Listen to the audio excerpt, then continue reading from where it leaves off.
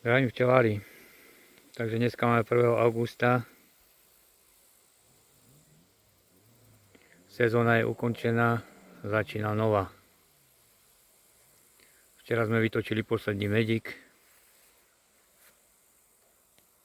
A musím povedať, že na naše podmienky, akože tento rok sme ešte nemali. Hoci už aj tých včelstiev bolo viacej, ale musím povedať, že každá rodinka niečo doniesla. Takmer každá, no. 2 rodiny nedoniesli nič. Z tých sa netočilo.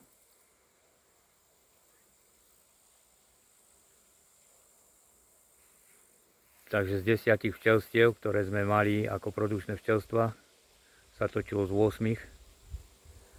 Celkovo za túto sezónu 110 kg medu.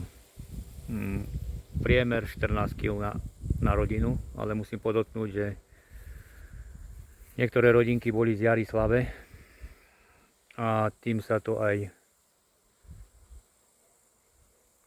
potvrdilo, že ak je slabá rodina z jary, tak má problém, kým sa dostane do síly a nezachytí prvú jarnú znášku, aby mala z čoho plodovať, tak už má potom problémy celú sezónu. 3 rodinky tu sú také, ktoré boli ozaj topky na jar a tieto doniesli okolo 20 až 25 kg medu. Tie ostatné mali po 10, niektoré mali 5, niektoré 7, no ťažko povedať. Už teraz to nebudem, ale celkovo počítam na priemer produkčných včelstiev. Z tých, ktorých sa točilo, vravím, 2 sa netočilo, no keby som mal počítať aj tie 2, tak je to úplne oveľa slabšie.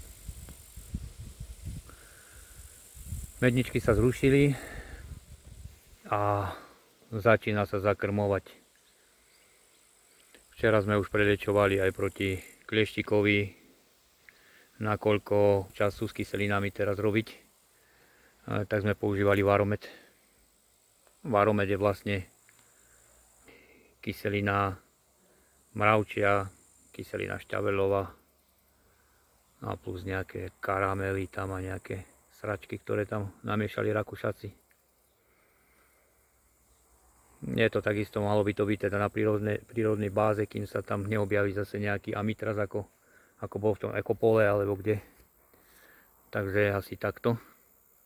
Ináč prelečujeme iba kyselinami, kyselina mravčia, šťaveľová, ale vravím, nakoľko teraz nemám čas, lebo odchádzam zase preč, takže nedá sa mi to takto robiť. Na kyseliny mravčie je teraz teplo odparom. Sú moc extrémne horúčavy, ten odpar by bol brutálny. A dalo sa pokapať šťaveľkou, ale použili sme ten Varomet. Je to drahý prípravok, 30 € fľaška, 555. Jedna fľaška na prelečenie, keď počítam aj s tými rohajami, tak teraz je tu 23 včelstiev, aj so včelnicou dole. Takže 23 včelstiev preliečených, 30 € kaputo. Takže asi toľko. Čaute.